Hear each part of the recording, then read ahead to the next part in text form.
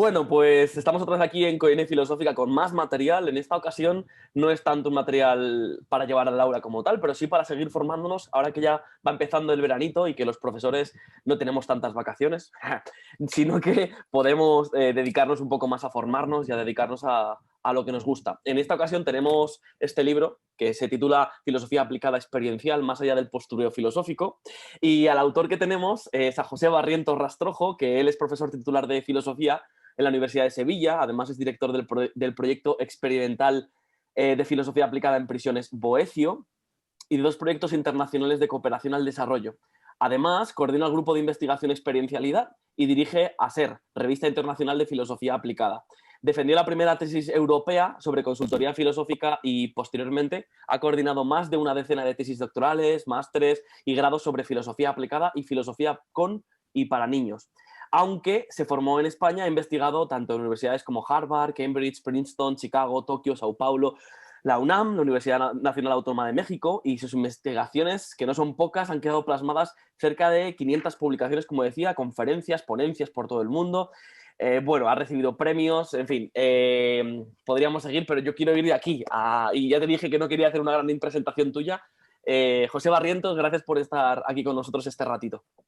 Bueno, pues nada, muchísimas gracias a ti, Jorge, por la oportunidad y también de que podamos hablar, dialogar sobre este libro y también sobre las cuestiones que puedan ir surgiendo después de la entrevista que tengamos. Exacto, porque dejaremos en el blog, tanto en el blog como en redes sociales, para cualquier persona que quiera dejar alguna pregunta, y pues tú eres libre, si te apetece, de respondérselas. Vamos a ir un poco al fondo de este libro, porque también sé que acabas de publicar o acaba de salir al mercado Hambre de Filosofía. No va a ser de la que vamos a hablar hoy, por desgracia, pero ya hablaremos de ella. Me gustaría empezar por el título, Filosofía aplicada, experiencial. Hay mucha gente que posiblemente que nos escucha, que es profe de secundaria o también le interesa en primaria la filosofía para niños, que a lo mejor no tienen idea de lo que es la filosofía aplicada experiencial. ¿Cómo la definirías? Vamos a empezar primero por filosofía aplicada y luego experiencial. Vale. ¿Qué es la filosofía aplicada frente a una filosofía más teórica, que es la habitualmente que tenemos en docencia, sobre todo en universidad?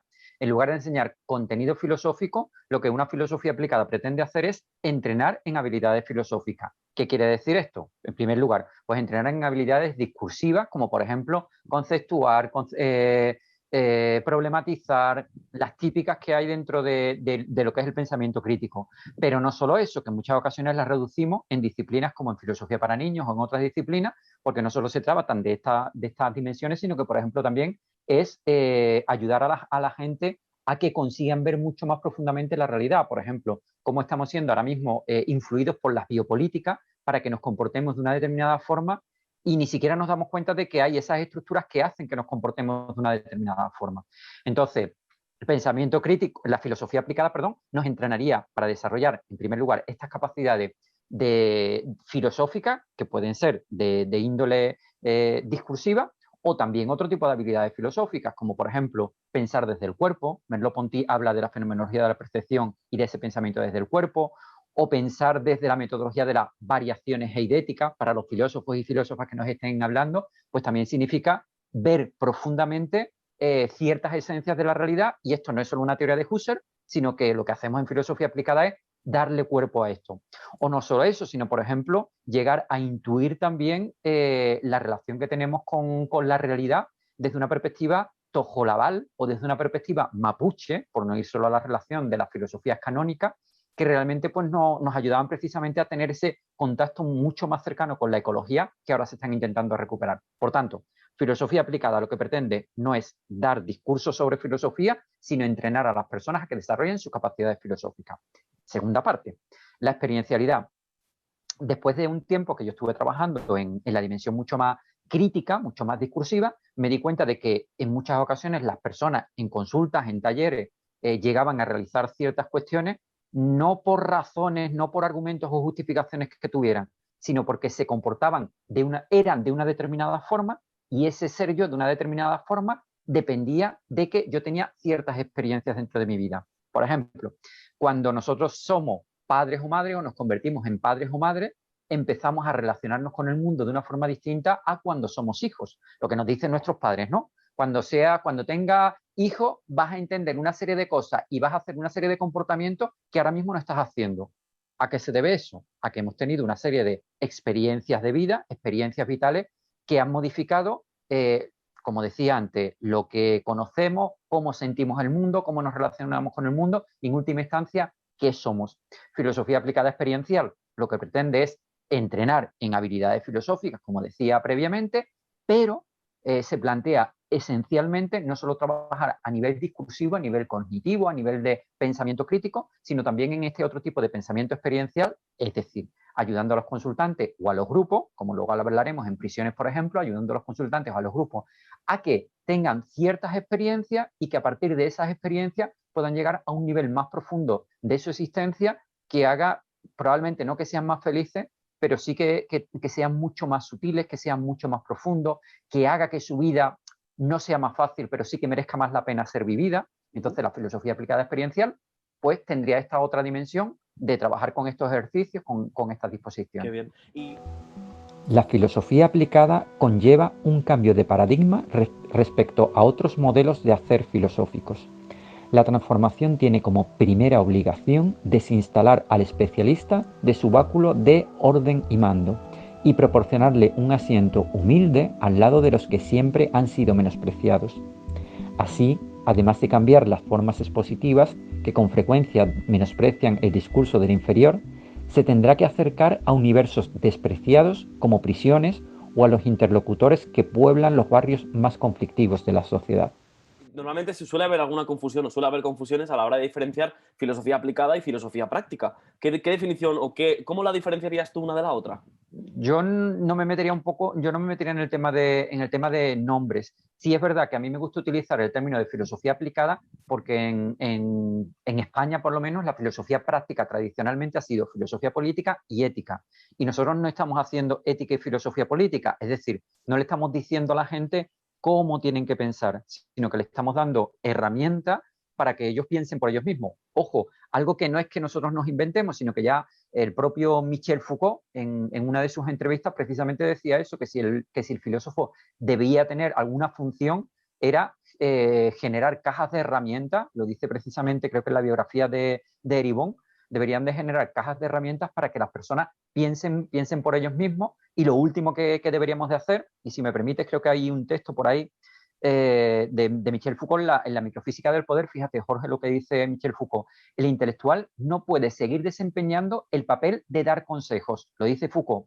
Lo que el intelectual puede hacer es dar instrumentos de análisis. Ahí está el papel del intelectual, y ciertamente no en decir esto es lo que debéis hacer. Algo que está diciendo Michel Foucault, que no fue orientador filosófico ni filósofo aplicado, pero que sí fue alguien que se interesó mucho porque la filosofía tuviera su propio papel social. Inclusive, pues en el grupo de información de las prisiones, allá por los años 70, lo que se preocupa es precisamente de que se preocupa de que la filosofía no solo sea el contenido que van a escuchar sus alumnos en el Collège de France en los años 70, sino que sea algo que tenga incidencia también, en este caso, dentro de la población penitenciaria con la cual él estuvo trabajando en el grupo de información de prisiones, un grupo que, por cierto, crea él en los años 70 y que en muchas ocasiones no se sabe, no nos enseñan en nuestras clases de filosofía. El enfrentamiento de los aplicados frente a los académicos era confuso, puesto que, si la academia no le había enseñado nada, me preguntaba dónde habían aprendido a filosofar. Algunos aducían que su formación vino después de salir de la carrera. No obstante, me seguía cuestionando por qué muchos de ellos seguían realizando tesis doctorales, ansiaban un puesto en la universidad, o cómo era posible que casi todos los que nos dedicásemos a la filosofía aplicada hubiésemos cursado la carrera de filosofía. Es muy interesante todo lo que os vas contando. Yo creo que la gente que lo va recibiendo, espero que lo reciba como merece. Sigo con el título porque me parece, bueno, y te lo dije por privado, me parece un guiño brutal. El subtítulo dice: más allá del postureo filosófico. ¿Crees que realmente hay postureo filosófico? Y si es así, ¿dónde hay postureo filosófico?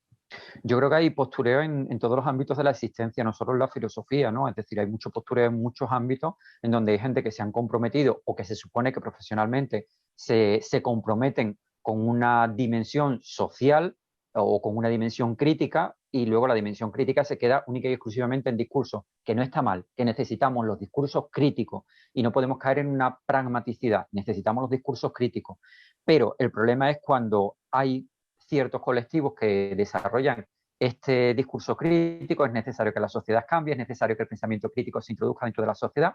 Y luego, bien sea desde la práctica o bien sea desde la propia teoría, en realidad no hacen ningún tipo de crítica o están facilitando y fomentando el sistema. Y esto sucede inclusive en cooperación al desarrollo, donde determinados gobiernos o determinadas instituciones, inclusive asociaciones sin ánimo de lucro y ONG, que supuestamente están intentando hacer una labor social, y en última instancia, cuando uno ve sus cuentas, no necesariamente siempre, pues parece ser que todos los que están en esa institución están trabajando precisamente por eso. Y ahí lo tenemos en las ayudas de determinados países hacia otros países a los cuales ayudan porque les interesan. Es decir, bueno, ahí habría mucho. Pero intento no divagar.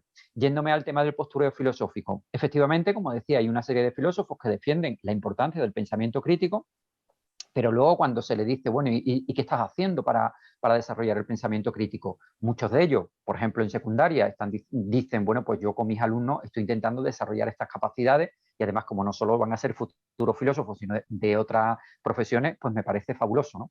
Pero en otros casos hay profesores que dicen, no, yo me dedico exclusivamente a dar clases de filosofía para filósofos, entre filósofos, y claro, entonces a mí se me queda un poco la cara de póker de decir, bueno, pero es que los propios filósofos ya están, y filósofas ya están convencidos de las dimensiones críticas. ¿No sería interesante llevar y desarrollar estas dimensiones críticas entre aquellos que no van a acceder o que no pueden acceder precisamente al pensamiento crítico?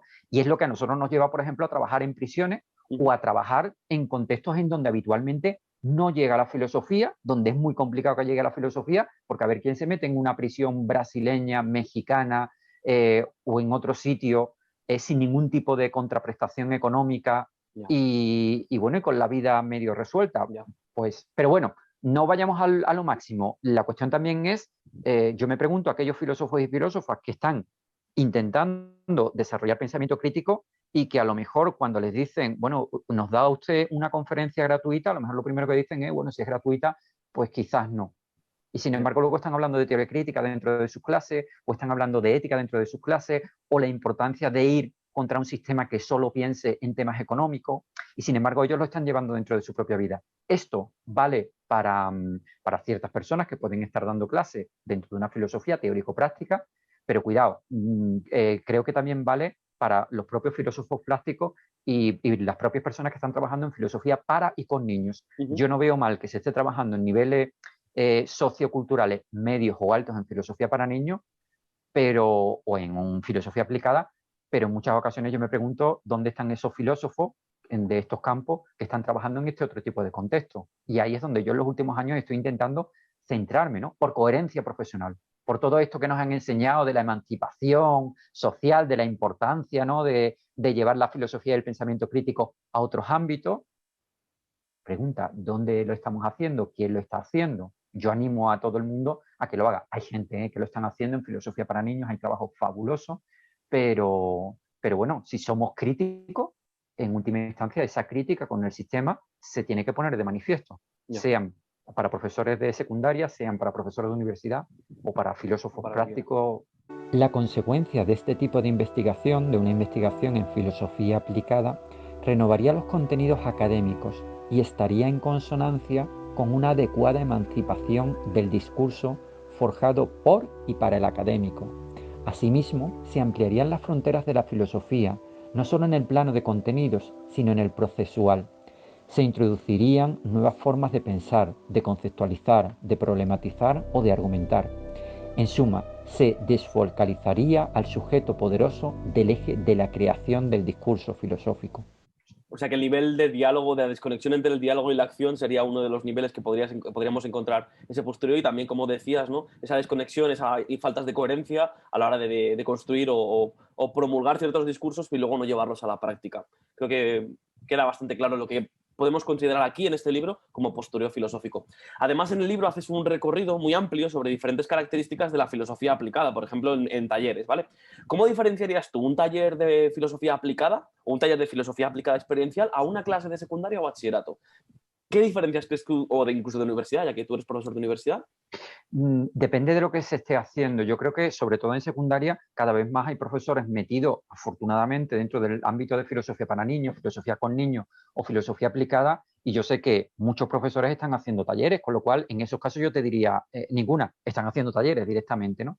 Si tenemos que diferenciar es con cierta forma de hacer filosofía más teórico-práctica frente a la filosofía aplicada, y hay algunos profesores, o muchos profesores en la universidad y algunos profesores en secundaria, que yo no creo que estén haciendo mal su trabajo, porque también es necesaria una filosofía teórico-práctica, pero que probablemente debería de complementarse con estos talleres de filosofía aplicada, no porque yo quiera hacerlo, sino porque los propios estoicos, por ejemplo, ya lo decían, si tú realmente quieres saber qué es una filosofía estoica, no tiene sentido que te memorices las meditaciones de Marco Aurelio o los textos de Musonio Rufo o los de Crisipo, sino para entender ciertos contenidos filosóficos estoicos tienes que entrenarte filosóficamente y tienes que vivir ciertas cosas y a partir de ahí vas a llegar a una comprensión. A partir de aquí, ¿cuál sería la diferencia? Pues la diferencia es que dentro de una clase teórico-práctica lo que se enseñan son contenidos teórico-prácticos.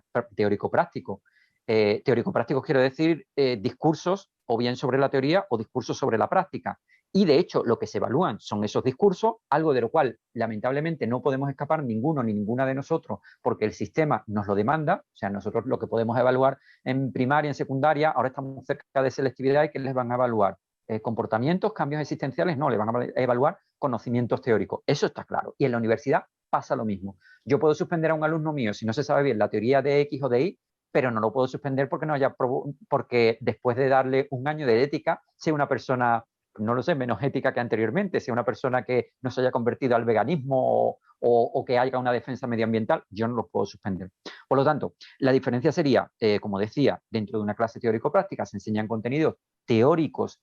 La actividad que tienen que hacer los alumnos es memorizar estos contenidos y lo que se evalúan son estos contenidos teórico-prácticos. Se le puede animar a que aprenda otra serie de contenidos y tal, pero al final lo que se le evalúa es eso, mientras que en un taller lo que se va a hacer es fundamentalmente determinados ejercicios que van a facilitar este tipo de entrenamiento y la evaluación va a venir a través de los resultados que esta persona va a tener. Es decir, es la diferencia entre yo darte una clase, por ejemplo, en medicina, sobre cómo, o en enfermería, cómo se sonda una persona o cómo se opera una persona, y la clase en donde tú te vas al hospital y ahora que ya sabes la teoría, te pones con el cirujano al lado y el cirujano pues te dice cómo se hace la operación y tú vas entrenando y a partir de ahí llegas a este conocimiento mucho más aplicado. La filosofía aplicada sería eso, es decir, vamos a meternos en el quirófano. Lo que un poco no tiene sentido es que aprendamos toda la teoría y sin embargo luego cuando lleguemos a la práctica pues no haya, ¿no? Hay que imaginar un poco la situación del médico. Claro, claro. Seguimos con el recorrido de las actividades porque hablas de muchas y muy diversas y en algunas que nos tocan de lleno, como por ejemplo los cafés filosóficos o los talleres de filosofía para niños y niñas. ¿Cómo crees que estas actividades pueden ayudar al desarrollo de estas habilidades humanas que mencionabas al principio? Humanas y racionales, claro. Fíjate, yo con lo de ayuda, con lo de terapia, tengo siempre mucho cuidado porque hay que tener cuidado que en muchas ocasiones, tanto en filosofía aplicada en términos amplios, como en algunas prácticas de filosofía con niños, yo he visto que los que la hacían no sabían diferenciar entre una razón instrumental y una razón crítica, y esto es esencial. Es decir, esas personas habían estudiado ciertas metodologías de filosofía para niños que estaban muy bien, pero no se daban cuenta de que en muchas ocasiones lo que hacían era reintroducir o normalizar a los niños dentro de ciertas situaciones. Es decir, en ciertas ocasiones se ayuda al niño a que desarrolle sus capacidades de pensamiento para resolver problemas, pero para resolver problemas dentro de un marco ideológico determinado, sin poner en cuestión ese marco ideológico determinado. Para mí eso es robarle a la filosofía sus dimensiones críticas. Y creo que las dimensiones críticas, si no son las fundamentales, son parte de las dimensiones fundamentales. Por lo tanto, lo primero sería eso, cuidado con a ver si estamos haciendo en filosofía aplicada o filosofía para niños, pues resolución de problemas dentro de un marco ideológico sin poner en duda ese propio marco ideológico. Y en este sentido yo creo que la filosofía para niños, pues lo que debería de hacer precisamente es desarrollar este tipo de capacidades. No sé si te respondo, creo que... Sí. De hecho, una de las respuestas que nos estás dando es que básicamente no nos sesguemos. Una habilidad que podríamos ayudar a desarrollar en ellos es no sesgarnos desde donde partamos, sino que podamos dudar un poco de todo, ¿no? Un poco desde el propio sistema en el que nos hacemos estas preguntas. Claro, sí. Pero Pero no solo eso, es decir, yo creo que uno de los elementos que puede ser útil para trabajar en filosofía aplicada y por extensión en filosofía con niños es desarrollar otro tipo de habilidades que no han estado, por ejemplo, dentro de la metodología de Sharp y de Lippmann muy desarrollada. Es verdad que Sharp desarrolla mucho el pensamiento cuidadoso. Es verdad que se les critica a estos dos que en muchas ocasiones lo que han hecho es trabajar con racionalidades occidentales. Pero no solo eso, es que no se ha sacado de toda la historia de la filosofía la riqueza que podemos desarrollar. Por ejemplo, Rachel Carson tiene un libro que se llama El sentido del asombro, y en ese libro lo que desarrolla es las actividades que hacía con su sobrino. Rachel Carson, por cierto, es una especialista en filosofía de la tecnología, famosa por Primavera Silenciosa, de mitad de los años 70. Bueno, pues Rachel Carson tiene este libro, El sentido del asombro, donde a su sobrino, a uno de sus sobrinos, pues le enseña cómo desarrollar sus capacidades de asombro saliendo por la noche a hacer expediciones con su propio sobrino. Esto es algo que se desconoce. Nosotros podemos utilizar ese libro para hacer talleres para desarrollar el asombro con estos niños. Hay textos, por ejemplo, de Theodor Adorno, tiene un texto en donde desarrolla cómo se puede desarrollar pensamiento crítico con jóvenes y donde prácticamente está desarrollando un taller de pensamiento crítico para analizar las canciones que la juventud están escuchando, por supuesto, en su caso, pues hace 100 años. Es un material que, aparte de la metodología de Sharp y Lippmann, que me parece fabulosa, creo que hay que recuperar, porque filosofía para niños, si realmente quiere ser filosofía, no puede ser Lippmann o Sharp aplicado. Debería ser filosofía para niños, y eso quiere decir rescatar una serie de recursos que en muchas ocasiones creo que no están rescatadas dentro de la filosofía para niños. Y para eso, por supuesto, hay que conocer historia de la filosofía y conceptualidad. Vale. Sin ella, sin la filosofía aplicada, la filosofía desprecia a todos aquellos y aquellas interlocutores que se encuentran en su seno, pues la convierte en una disciplina realizada por y para filósofos. Esta filosofía quedaría representada por el modelo clásico excluyente. Un filósofo, en primer lugar, que sería hombre, en segundo lugar, occidental, en tercer lugar, heterosexual, 4, con una racionalidad lógico-argumental, 5, inserta en el sistema normalizador y 6, ajeno a modos de despliegue filosóficos desde cualquier tipo de diversidad funcional. Vale. Además también, porque hay muchas cosas de las que tratas y creo que de cada punto podríamos hacer un diálogo propiamente dicho. Hay también otros talleres que a mí, particularmente a la lectura del libro, que me han sorprendido bastante, como por ejemplo un taller estoico, un taller zambraniano o de hermenéutica aplicada. ¿Qué es esto? ¿Cómo podría...? O sea, evidentemente, si conoces un poco de historia de la filosofía, entiendes quiénes son los estoicos, quién es María Zambrano y cómo se puede desarrollar la hermenéutica aplicada, o la hermenéutica al menos. Pero ¿y estos talleres se pueden llevar a cabo? ¿Son prácticos? O sea, quiero decir, ¿son realistas? ¿Existe algún sitio donde se estén llevando a cabo ya?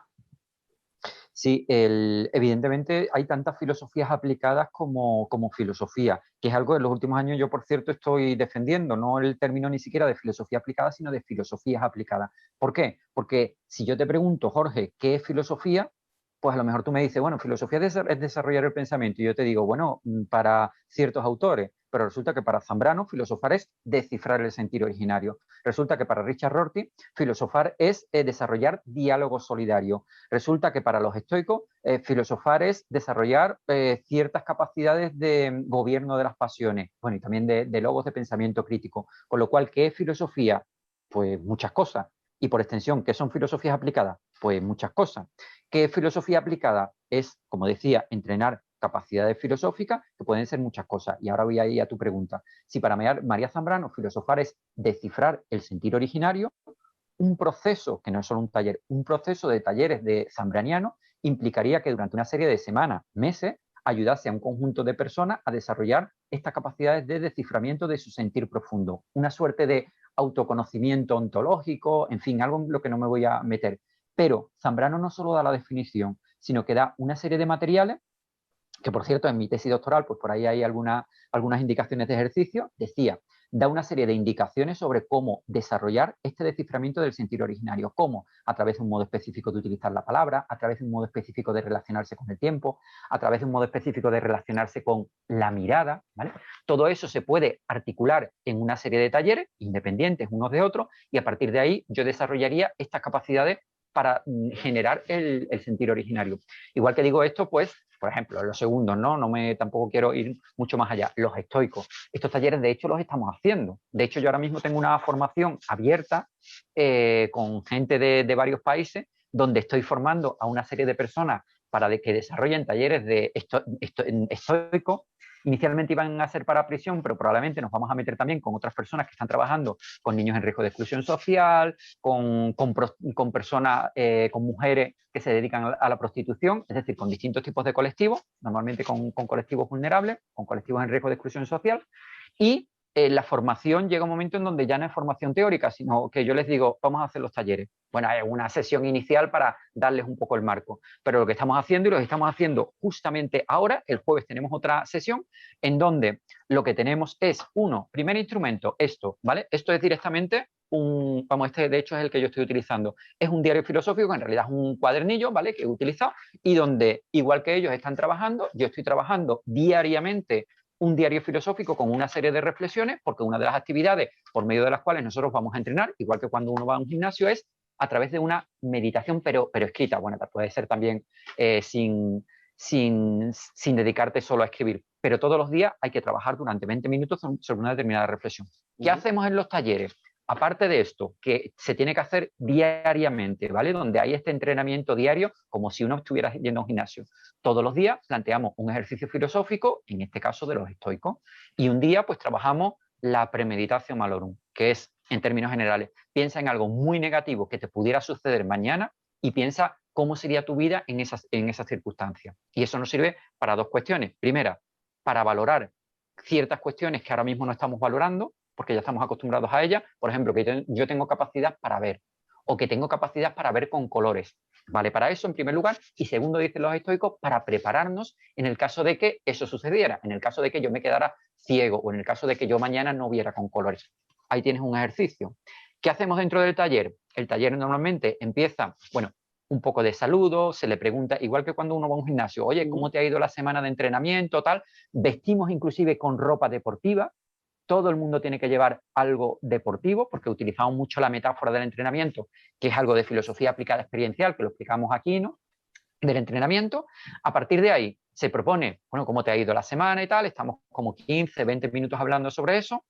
Se hace un ejercicio específico, ¿vale? Un ejercicio de reflexión, un ejercicio, por ejemplo, de levantar un peso, y a partir de levantar ese peso, pues estamos sintiendo determinadas cosas y vamos analizando qué es lo que sentimos.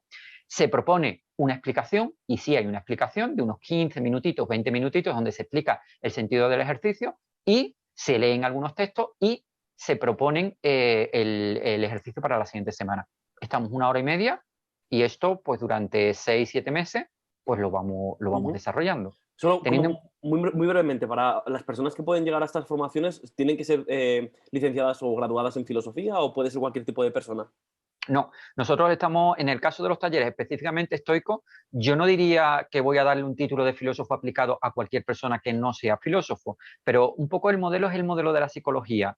Si tú haces un curso de asertividad en psicología, el psicólogo, el profesor no te va a dar el título de psicólogo, pero sí te puede dar un título en especialistas en asertividad, y tú puedes aplicar la asertividad dentro de tu vida personal o para trabajar con otra gente. El modelo de estos cursos, que no son cursos de filosofía aplicada, sino de filosofía estoica aplicada específico, lo que se hace es que personas de distintos perfiles, es decir, nosotros tenemos pues gente de antropología, gente de educación que están trabajando con nosotros, gente de derecho, de trabajo social, en fin, están trabajando con nosotros, y lo que se le propone un poco es pues los talleres. Y para las personas que sean un poco más escépticas, que digan, bueno, esto no sé qué, ¿existen datos empíricos que puedan mostrar que pues, la filosofía para niños, estos talleres estoicos o incluso los cafés filosóficos pueden generar ciertos beneficios en la comprensión, en el entendimiento, en la racionalidad de quienes los practican, o todavía no hay datos de estos? En filosofía para niños hay muchísimos estudios. La verdad es que filosofía para niños lleva la delantera precisamente en estos ámbitos, y hay, no voy a decir decenas, sino que inclusive centenas de estudios empíricos sobre filosofía para niños. Hombre, no voy a decir que todos son totalmente rigurosos, pero la mayor parte sí, es decir, se trabajan además con estudios empíricos, en muchas ocasiones con grupos de control, con grupos experimentales, y la verdad es que hay bastantes resultados. Y nosotros hicimos un proyecto que nos financió la Universidad de Chicago entre los años 2015, 2016 y 2017, 2 años, fue un proyecto piloto que luego nos llevó al proyecto de prisiones que tenemos, en donde estamos intentando, pandemia mediante, trabajar con entre 500 y 1000 presos a nivel internacional. Sí es verdad que lo tenemos bastante limitado el proyecto ahora mismo porque casi todas las prisiones, salvo unas de aquí de España, están cerradas, pero bueno, estamos ahí con esta gente. Y en el proyecto anterior, en el proyecto ya de la Universidad de Chicago, tuvimos resultados empíricos donde se demostraba la mejora de capacidades cognitivas, afectivas y reflexivas de aquellos que habían trabajado en talleres de filosofía frente al grupo de control que no había trabajado con filosofía, y del grupo también de prisiones tenemos resultados con mejoras en estos 3 niveles y con mejoras, por ejemplo, también en la regulación emocional, gobierno de las pasiones, mejoras en la capacidad de humor, que uno dirá, bueno, ¿y qué tiene que ver el humor con la filosofía? Bueno, pues si uno lee sobre la ira de Séneca, pues dice que una de las formas de trabajar contra la ira, contra el enfado, es precisamente tener la capacidad de enfrentar los problemas con humor. Bueno, pues detectamos en el grupo, por ejemplo, en uno de los grupos de Brasil, una mejora de un 23% de las capacidades de humor frente al grupo de control, con lo cual empezamos a tener ciertos resultados empíricos, cuantitativos, y luego pues también estamos trabajando en los últimos tiempos en resultados cualitativos, es decir, disminución de consumo de drogas. Cuidado, no es que nosotros pretendamos que la gente dejen de consumir drogas, pero lo que sí pretendemos es que la gente se replantee en su existencia, y cuando en determinadas personas se replantean su existencia, se dan cuenta de que no están siendo autónomos cuando ellos consumen drogas, sino que esto es parte de la ideología que les interesa que consuman drogas. Disminución en el número de suicidio, replanteamientos existenciales dentro de su vida, disminución de aislamiento de personas que van a los tubos, a las zonas de aislamiento dentro de las propias prisiones. Y eso no quiere decir que al final consigamos que las personas no se quejen, no, las dimensiones críticas no las disminuimos, pero lo que sí conseguimos es que las personas lleguen a un mayor gobierno de sus propias pasiones, un mayor gobierno de sí mismos y una mayor autarquía, ¿no?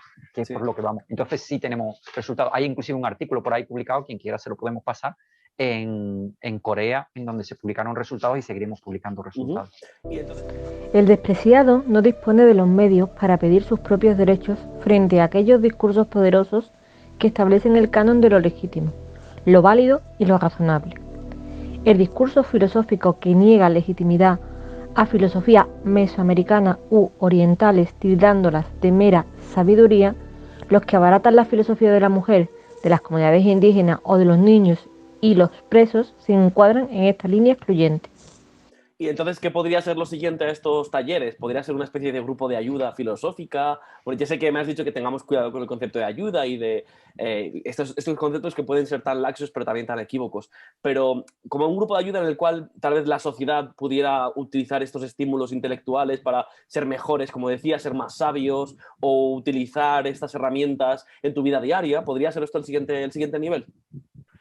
Yo creo que no tenemos que ir a grupos de ayuda, salvo que la ayuda se defina muy bien. ¿Por qué? Porque las relaciones de ayuda en muchas ocasiones se definen como una forma de intentar introducir a los sujetos dentro de la ideología en la cual nosotros estamos viviendo. Con lo cual lo que estamos haciendo es acallar a los sujetos, llevarles a la felicidad, una felicidad construida dentro de determinados marcos, dentro del marco de la Coca-Cola o del marco de la chispa de la vida y demás.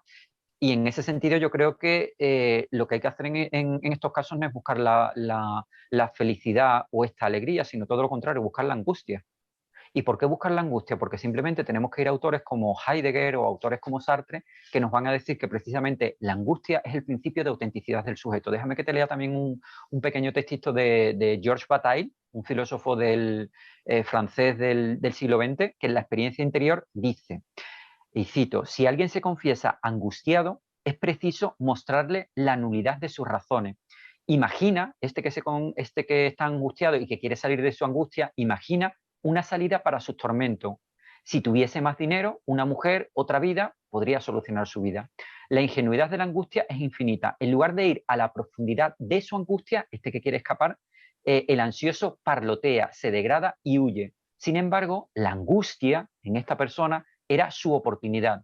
fue elegido en la medida de sus presentimientos. Pero ¿qué fracaso si la elude? No sufre menos y se humilla, se hace bruto, falso, superficial. En fin, de Bataille hay una serie de textos que precisamente lo que están enfatizando es aquello que está en contra de la ideología de ir contra una vida mucho más agradable, una vida mucho más tranquila, una vida mucho más muelle. Pero tenemos que recordar que autores como por ejemplo Kant decían que cuidado que precisamente el vicio o la falta de virtud, la falta de arete, se da precisamente en estas situaciones. Lo que nosotros trabajamos, por ejemplo, con los estoicos, como trabajamos con otros autores, pero con los estoicos, es el entrenamiento y es decir, todo lo contrario. La vida es muy dura y cada una de las dificultades que vamos a tener, si no aparecen hoy, van a aparecer mañana y si no dentro de una semana. Por lo tanto, a lo único a lo que podemos aspirar es a saber que somos gladiadores dentro de la existencia y lo que nos queda es entrenarnos para afrontar aquello que nos va a venir. De tal forma que precisamente esta situación de existencia blandita, fofa, ¿no? Dentro de nuestra existencia, a mí me repele mucho. Es decir, yo creo que lo que tenemos que plantear es todo lo contrario, bueno, según los colectivos, ¿no? Pero es todo lo contrario, es fortalecimiento, es endurecimiento de los propios sujetos y creo que por ahí es por donde tenemos que responder también a estas otras relaciones de ayuda que en muchas ocasiones lo que buscan es pues un mundo feliz y yo creo que lo que tenemos que buscar es precisamente no un mundo feliz, sino un mundo que merezca la pena ser vivido. Pero ese mundo es difícil conseguirlo. Ya lo decimos en la expresión, ¿no? La vida hay que ganársela. ¿Qué significa que hay que ganarse la vida? Pues que hay que trabajársela. Y que sí, hay que trabajársela constantemente. El entrenamiento filosófico va por ahí.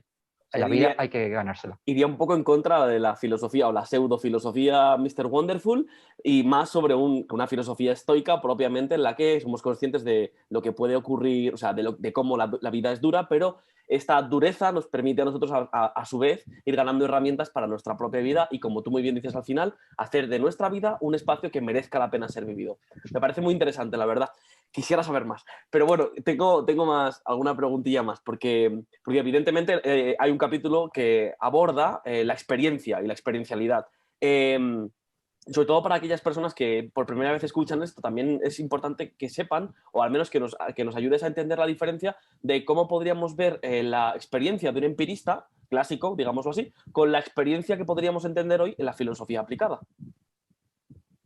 Hay dos tipos de conceptos de experiencia. Uno es más relacionado con la propia experiencia y otro es más en relación con la empiría. La experiencia de las investigaciones cuantitativas y de las investigaciones científicas es una experiencia que se va repitiendo constantemente y por lo tanto es lo que se mide y por lo tanto es lo que nos da ciertos datos que a mí me parece muy interesante ser integrados dentro de la filosofía. De hecho, hay una disciplina que es la filosofía experimental que va muy en esta línea. Pero luego está la experiencia, que en realidad es por donde va la filosofía aplicada experiencial, en donde lo que se ayuda es a un sujeto a que desarrolle su propia experiencia de vida para que esa experiencia de vida le lleve a una suerte de profundidad, bueno, o no. Digamos que ande su camino, sea hacia una profundidad o sea hacia una superioridad, hacia un vuelo, da igual. Pero la cuestión es de alguna forma que vaya construyendo su propio rostro, que salga a alta mar a construir su propio rostro y por lo tanto que se enfrente a los dragones que encontrará dentro del propio mar y el objetivo no es precisamente, como en muchas ocasiones se piensa, llegar a Puerto Franco. El objetivo dentro de la existencia es desarrollar la filosofía como un arte de vida y que en ese arte de vida uno consiga mantenerse dentro de la bueno, sin naufragar, ¿no? dentro de la propia existencia. El entrenamiento pues iría en ese sentido por ahí. No tiene sentido que el filósofo construya una reflexión sobre el pensamiento de las mujeres para crear una filosofía femenina. Es necesario que estas filosofías sean hechas por sus propios agentes. Hay que devolverles el micrófono. Esta labor es complicada para aquellos que han sido formados en una filosofía de tarimas elevadas, de feudalismos académicos y de juventudes acomodadas. Vale. Y hablando de pues, este entrenamiento, pero también de uno de los objetivos que podríamos llamar ser más sabio, ¿no? O alcanzar cierta sabiduría, podríamos ver también una sabiduría distinta dentro del filosofar desde la experiencia al como solemos entenderlo desde la racionalidad, o como hemos visto en la historia de la filosofía más occidental, que habla más del racionalismo. Yo el tema de la sabiduría también me cuesta mucho utilizarlo, porque creo que es un término demasiado complicado llegar a alcanzarlo un sujeto, y creo que tenemos que ser mucho más humildes en el sentido de humus, de estar mucho más cercano del suelo, y por eso inclusive cuando nosotros empezamos los talleres, una de las cuestiones que planteamos es que el profesor no es el maestro que viene a enseñarle a los alumnos lo que ellos no saben, no. Lo que nosotros pretendemos es, vamos a intentar caminar con nuestros propios alumnos, y eso significa que vamos a intentar caminar, y en donde si hay algún tipo de maestro o maestra, serán los textos filosóficos, pero el maestro o la maestra no va a ser el filósofo que esté allí o el monitor o el educador que esté allí, sino que nosotros vamos a caminar con ellos. Por lo tanto, yo el término de sabiduría abjuro un poco, sobre todo sabiendo la relación que tiene la sabiduría pues con dimensiones mucho más trascendentales. No, somos caminantes, o sea, yo no diría que somos sabios, y me parece que esta idea de sabiduría puede ser interesante si la utilizamos de una forma regulativa pero no constitutiva, es decir, como un horizonte al cual llegar, como una asíntota. O sea, lo que es una asíntota es una línea o dos líneas asintóticas, son dos líneas que se acercan pero nunca se van a llegar a poner en conjunción.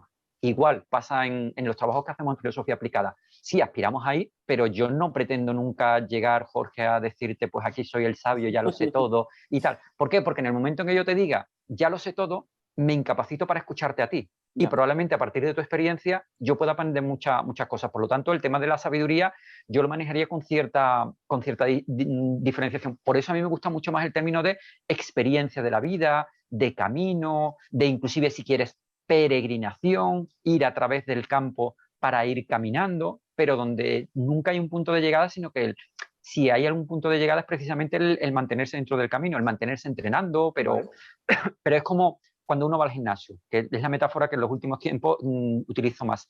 ¿Cuándo se puede decir que tú ya tienes el músculo y a partir de ahí ya no tienes que entrenar? Nunca, porque el día en que dejes de ir al gimnasio, el músculo se te viene atrás. Pues en filosofía aplicada, por lo menos lo que estamos haciendo es algo parecido. Tú dejas de entrenar, Jorge, que te aseguro que dentro de 2 meses, eso que habías conseguido, no todo, pero parte se te viene atrás. Por lo tanto, de alguna forma, esto es una maldición filosófica, si queremos, o todo lo contrario, una bendición de desarrollar la vida de una forma filosófica, y vamos a ir obteniendo rédito en tanto en cuanto vayamos entrenando. Y todo lo contrario, no vamos a obtener rédito cuando no estemos entrenando. Vale. Hay también otra, y hemos estado mencionándolo y lo has estado mencionando tú muy bien antes, que hay ciertos proyectos que es el de llevar estos talleres o estas actividades a las prisiones. ¿Qué beneficios puede tener esto? Y nos puedes hablar un poco más del proyecto Boecio, para que sepamos más y tengamos un poco más una noción más clara de esto. Sí, nosotros empezamos en el 2015 con el proyecto de Chicago, y ya en el 2016, 2017 yo empecé a tener contacto con algunas personas, que son Renato Nardi de Brasil, Marco Antonio López de México, una serie de personas que algunos de ellos habían empezado a dar clases, no talleres, dentro de prisiones, y le planteé dos posibilidades, sobre todo a Edson en Brasil: o bien trabajar con talleres filosóficos en prisiones, o bien trabajar con comunidades indígenas y comunidades originarias. Se abrió la posibilidad sobre todo de trabajar en prisiones, algo que por cierto no inicio yo, sino que es un compañero mío, Eduardo Vergara, que en el año 2007 es el que inicia todo el tema de talleres en prisiones. Empieza con una prisión aquí en Sevilla, pero pronto pues lo desarrolla en muchas otras prisiones, y desde el 2007 en adelante pues se pasa prácticamente una década trabajando en prisiones. Entonces, que quede claro, ¿no?, que un poco el padrino de todo esto es él.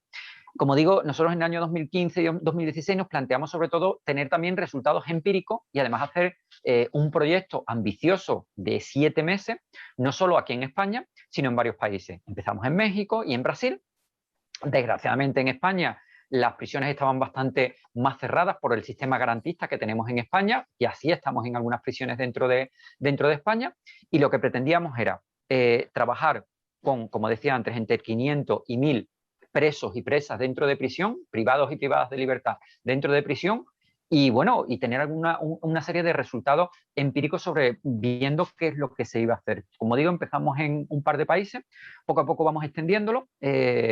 Lamentablemente el año pasado llegó el tema del COVID y nos detuvo bastante, pero sí es cierto que vamos a abrir ya en Colombia, en Argentina también. Tenemos un equipo en Colombia, tenemos un equipo en Argentina, en Colombia en varias localizaciones, en Argentina también en varias prisiones. Tenemos equipos tenemos peticiones por supuesto aquí en España, las de México, las de Brasil, y luego tenemos peticiones en Croacia, en Turquía, en Estados Unidos, en Italia, es decir, que de alguna forma pues se van abriendo también un poco estas perspectivas. Y bueno, la verdad es que los resultados están siendo bastante interesantes. Pedimos un proyecto que al final conseguimos que nos financie la Unión Europea, un proyecto FEDER. Además, para nuestra sorpresa, pues quedó el primer proyecto por lo menos consiguió la máxima puntuación, 100 de 100 puntos en aquel momento. Un segundo proyecto que nos ayuda también para pagar algo a los técnicos, la Oficina de Cooperación al Desarrollo, el año pasado, ya digo, con todo el tema que tuvimos del COVID. Ahora lo tenemos a medio gas, no estamos parados, pero a medio gas. Y bueno, se han hecho actividades, ¿no? Pues hemos estado en la Noche Europea de los Investigadores, se han hecho 2 jornadas de filosofía aplicada en prisiones, una en Argentina, otra en Brasil. Y bueno, y la cuestión, pues eso, ¿no? Es seguir creciendo, como estamos intentando hacerlo, y además no solo trabajar con privados y privadas de libertad, sino que ya en Brasil, a pesar de que nos recibieron inicialmente en alguna prisión con ciertas desavenencias, algunos policías, algunos funcionarios de prisiones, pronto, como vieron las ventajas que tenía el tema filosófico, los propios vigilantes, los propios funcionarios de prisiones nos pidieron también que hiciéramos talleres con ellos. No solo pretendemos hacer talleres con ellos, sino también con las familias, que es lo que se está planteando ahora en otras prisiones extranjeras, porque vemos también la utilidad que tiene esto. O en CIS, en centros de inserción social, que también es por donde vamos a trabajar. Y por último, lo que estamos descubriendo es que los beneficios de esto, aunque es verdad que el proyecto era de prisiones y por eso nos restringimos más al tema de prisiones, pero que puede ser tremendamente interesante también para trabajar con jóvenes, y es lo que estamos haciendo también en estas formaciones, ¿no? Tenemos algunos alumnos o compañeros con los cuales estamos haciendo la formación que están trabajando con niños en riesgo de exclusión social, con mujeres en prostitución. Vamos a empezar también a trabajar con estos talleres con mujeres en prostitución, o inclusive con hombres que han sido, que están en prisión por tema de violencia de género, o que no están en prisión por violencia de género. Y entonces, pues, un poco entender que Boecio no es solo algo que pueda beneficiar a los colectivos de prisión, sino que realmente pues, puede beneficiar a cualquier tipo de colectivo en riesgo de exclusión social, también con otros colectivos, ¿vale? Por supuesto, podríamos trabajar con otros colectivos, pero yo en los últimos tiempos me centro muy especialmente en trabajar con este tipo de grupos. Porque decías también al principio, es cierto que hay mucho para el público, digamos, convencional, para el público hegemónico, y sin embargo hay muy poco, por desgracia encontramos muy pocas actividades para pues, personas que están en riesgo de exclusión social o personas que tienen alguna necesidad real en sus vidas, ¿no? Y me parece que es muy positivo, y yo creo que es muy, que es muy valiente también echarte ahí la manta a la cabeza, como quien dice, y ponerte a trabajar con este grupo de personas. No me gustaría terminar esta pequeña entrevista, y un poco también para hacer la boca agua a quien nos ve y nos escucha, con uno de los capítulos finales, o lo que tú denominas excursus contra la filosofía aplicada. Y me gustaría preguntarte, porque incluso tú aquí estás siendo honesto, no siendo demasiado benévolo con la filosofía aplicada, me gustaría preguntarte contra qué debe alzarse los profesionales de la filosofía aplicada contra la propia filosofía aplicada, o qué deberíamos hacer los profesionales que hacemos algo relacionado con filosofía aplicada para seguir llamándolo filosofía aplicada. Yo, perdona que vuelva un momentito a la pregunta anterior, pero me parece que hay que mencionar nombres yo no soy solo Proyecto Boecio. Proyecto Boecio son un colectivo de gente que estamos desarrollando esto, y hay que mencionar a gente como Ángel Alonso, Marco Antonio López Cortés, Edson Renato Nardi, que hablaba antes en Brasil, los anteriores son de México, Claudia Perlo en Argentina, Raúl Enrique aquí en España, es decir, una serie de gente que Víctor o Laura Giraldo, Víctor Rojas, que son la gente que están llevando el proyecto en estos países que yo estaba mencionando. Y me parece muy interesante visibilizar a estas personas, porque en realidad son los que están directamente en estos países. Bueno, yo andaré también por aquí, ¿no? Pero creo que ellos también se han lanzado directamente a la piscina, sobre todo teniendo en cuenta de que es un proyecto tremendamente voluntario, y no solo es que en principio no se les paga a ninguno de ellos, sino que todos nosotros tenemos que poner dinero en un momento dado para, yo qué sé, para comprar, para hacer fotocopias, para comprar muchas cuestiones, y yo de ahí mi reconocimiento y sobre todo mi agradecimiento a ellos, porque a mí me reconcilia con muchos de ellos y por extensión con la academia, porque al fin y al cabo todos estos son académicos, son profesores universitarios, con lo cual en fin, mi reconocimiento a todos y cada uno de ellos. Bueno, decía que necesitaría la filosofía aplicada y la filosofía para niños de alguna forma para poder seguir avanzando. Yo creo que una de las cuestiones que le faltaría mucho a estas disciplinas es simple y llanamente estudiar filosofía. No sé si esto va a ser muy impopular, porque ya me pasó en algún congreso de filosofía para niños, donde invité a todos aquellos que no fueran de filosofía, pero también a los filósofos, a que si iban a hacer filosofía para niños, a que estudiasen filosofía, es decir, a que se introdujeran mínimamente en algunos manuales de historia de la filosofía, en algunos manuales sobre conceptos básicos de historia de la filosofía, y decía, bueno, y esto no solo va para los educadores, que hay mucho, tú lo sabes, en filosofía para niños, que no son licenciados en filosofía, sino que lo que han estudiado pues es educación infantil, educación primaria, otras disciplinas, y luego lo que han hecho es un cursillito, en el peor de los casos, o cuidado, un máster, donde lo que han estudiado a lo mejor es la metodología de Lippmann, o a lo mejor alguna otra metodología, pero al fin y al cabo no han estudiado filosofía, han estudiado metodologías de filosofía para niños. Por lo tanto, yo en este congreso pues les animé y bueno, pues en alguno de ellos pues me dijo, bueno, pero ¿yo por qué tengo que estudiar filosofía si yo soy educador? Y yo le decía, simplemente porque estás intentando hacer filosofía para niños, filosofía con niños. Y si no, y si lo que estás haciendo es pensamiento crítico con niños, pues denominarlo pensamiento crítico con niños. Si lo que estás haciendo es la metodología de Lippmann en filosofía con niños, pues denomínalo Lippmann aplicado. Por supuesto, el Lippmann detrás, y lo sabemos todos, hay mucha filosofía, pero al fin y al cabo es una metodología.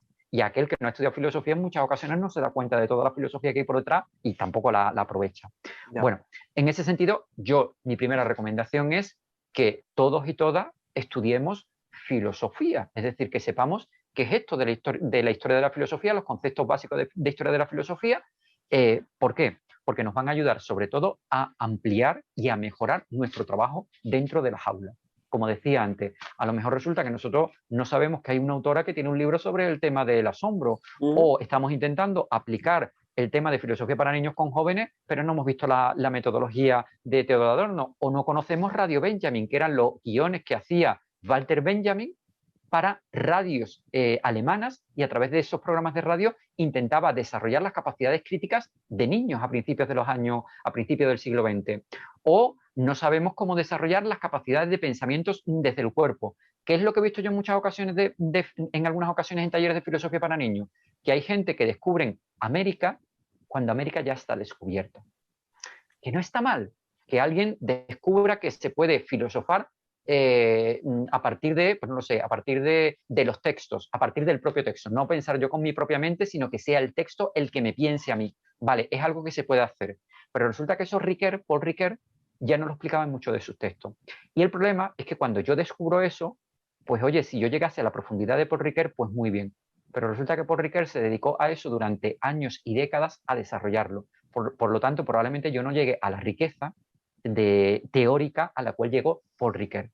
¿Qué quiere decir? Pues antes de descubrir América, mira a ver si ya está descubierta, y probablemente esté descubierta mejor que las invenciones que nosotros estemos haciendo dentro de la propia filosofía. Por lo tanto, mi recomendación esencial es que se estudie filosofía, y mi segunda recomendación es filosofía que se haga aplicadamente. Es decir, que no nos restringamos solo a desarrollar la propia teoría, sino si realmente quieres aprender cómo se hace esto, tienes que hacer talleres. Hay que hacer talleres, hay que equivocarse. Y no hay que tener miedo de equivocarse, porque también hay muchas personas que empiezan a estudiar filosofía para niños, tienen el título en su casa, o filosofía aplicada, pero es que no han hecho nada de práctica, por lo tanto, o han hecho una práctica, 2 prácticas, pero no, por lo tanto es algo tan sencillo como, para mejorar, pues desarrollar filosofía, o filosofía teórico-práctica, o estudiar filosofía teórico-práctica y desarrollar las dimensiones aplicadas. Asumir que la única forma de realizar filosofía es el modo propio de hacerla es el reiterado problema de los filósofos. Su adanismo, es decir, la reiterada obsesión de empezar desde cero, piénsese en Descartes o en Heidegger, o de afirmar la propia posición como la única filosofía válida, recuérdese la idea de los filósofos que restringen la materia a la vía occidental o a la criticidad vista arriba, pone de manifiesto el desprecio a otros modos de darse. Las acusaciones entre analíticos y continentales residen en este menosprecio del contrario. Además, ponen de manifiesto la incapacidad de escuchar al diferente y la obstinación absolutista del poderoso. Y para empezar, tampoco viene mal pues cogerse este pedazo de libro que además y te lo digo yo, no te lo tienes que decir tú, está anotado y lleno de citas y pequeños textos de filósofos y filósofas, no solamente de filosofía para niños, también de historia del pensamiento, y empezar a descubrir cómo podemos dejar de hacer postureo filosófico. Señor Barrientos, José, Pepe, para los amigos, muchísimas gracias por tu síntesis también, pero también por habernos dado un poquito de tu espacio. Ya te volveré a llamar para hablar un poquito del siguiente libro. Es que no nos das descanso. Viene uno, va otro, ¿qué será lo siguiente? Bueno, y que ojalá sigamos dando a descubrir y también mostrando a la gente que vive en estas pequeñas burbujas que hablábamos antes, que la filosofía puede llegar a muchos rincones, hacerse de muchas maneras, pero también que la filosofía debe seguir siendo filosofía, ¿no? Y debe seguir conectándose con toda la tradición de pensamiento que se ha venido desarrollando, y no solo en Occidente, y no solamente por hombres, sino también por mujeres valientes y por personas y por pueblos originarios, que también los mencionabas, y que al principio, antes de empezar a grabar, me decías, esta camiseta también es una... Háblanos un poco de tu camiseta, de tu camisa, perdón. A ver, yo, como decía, que yo me ponga esto, primero es una razón práctica, es decir, esto está hecho de un material que se hace en México, que lleva precisamente a que esto sea una prenda de ropa muy fresca, y ya en Sevilla, que estamos empezando a acercarnos a los 40 grados especialmente, pues creo que es algo bastante interesante. Pero segundo, yo creo que también es una forma de visibilizar a aquellos que han sido menospreciados por el sistema y que siguen siendo menospreciados por el sistema. Y por supuesto, las mujeres están siendo muy menospreciadas por el sistema, y eso no lo voy a poner en duda, y por supuesto tenemos la llamada a incluir a mujeres dentro de los estudios de selectividad, ahora que hay de selectividad. Pero a mí me llama mucho la atención que cuando pedimos que se incluyan a mujeres, se incluyen a mujeres blancas, occidentales, y nos olvidamos, por ejemplo, de mujeres negras como Angela Davis, o nos olvidamos, por ejemplo, de mujeres de comunidades indígenas o de comunidades originarias. Y no es una crítica para que no se incluyan a las mujeres, no, es que cuidado, que a lo mejor en algunas ocasiones, cuando estamos intentando reivindicar determinadas cosas, al mismo tiempo estamos despreciando otra serie de cuestiones. Entonces, en ese sentido, sí es verdad que esto es un poco una reivindicación de gente que están haciendo trabajos dentro de Chiapas, y una reivindicación sobre todo entendiendo no solo que nosotros le vamos a dar a ellos, sino que ellos nos pueden dar mucho, que cuando uno estudia una filosofía tojolabal basada en el nosotros y no basada en el yo, la filosofía puede llegar a ampliarse, igual que se amplió en el momento en que entra la razón poética de María Zambrano, que cuando uno está trabajando en prisión, no es que nosotros les estemos ayudando a los privados y privadas de libertad, no, es que ellos, en tanto en cuanto desarrollan sus propios discursos, pueden ayudar a la propia filosofía a que se desarrolle. Es algo que creo que en este libro hablo, y es hasta qué punto no sería interesante una tesis doctoral dentro de la universidad realizada no por un filósofo o una filósofa, sino realizada por alguien que estuviera dentro de prisión o por un colectivo que estuviera dentro de prisión. Imagínate, Jorge, no hacer la típica tesis doctoral sobre la libertad en Sartre, sino una tesis doctoral sobre la libertad en Sartre desarrollada por un grupo que esté dentro de una prisión, que lleve 20 años dentro de una prisión. Claro, ¿cómo se hace eso? Pues con un filósofo aplicado que ayude a este grupo que está dentro de prisión a que desarrollen sus ideas sobre lo que significa la libertad en relación a los textos de Sartre. ¿Y eso cómo se hace? Talleres.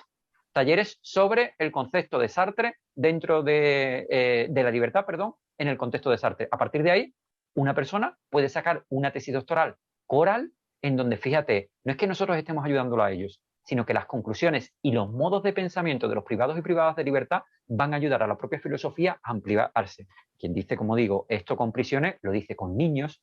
¿Hasta qué punto el pensamiento de los niños no podría ser útil para ampliar el canon filosófico que en muchas ocasiones olvida otra filosofía? Pues creo que ahí tenemos nosotros Y bueno, en la última parte pues también se habla del libro, se habla precisamente de eso, ¿no? De cómo hacerlo. Entonces, pues nada, estas camisas son un poco reivindicativas, con toda la prudencia y con toda la humildad que significa esto. Esto no es un intento de apropiarme tampoco de ningún tipo de cultura, porque eso sí es verdad que se puede entender por ahí, ni de capitalizar ninguna cultura, sino todo lo contrario, es de alguna forma en el momento en que uno tiene el altavoz, que ahora mismo lo tengo yo, pues de alguna forma decirle a la gente que existe una filosofía tojolabal que probablemente la mayor parte de vosotros ni la conozcáis, que a todos nos han hablado de aquella filosofía japonesa basada en el nosotros, pero resulta que en el mundo mesoamericano hay un grupo que está haciendo esto.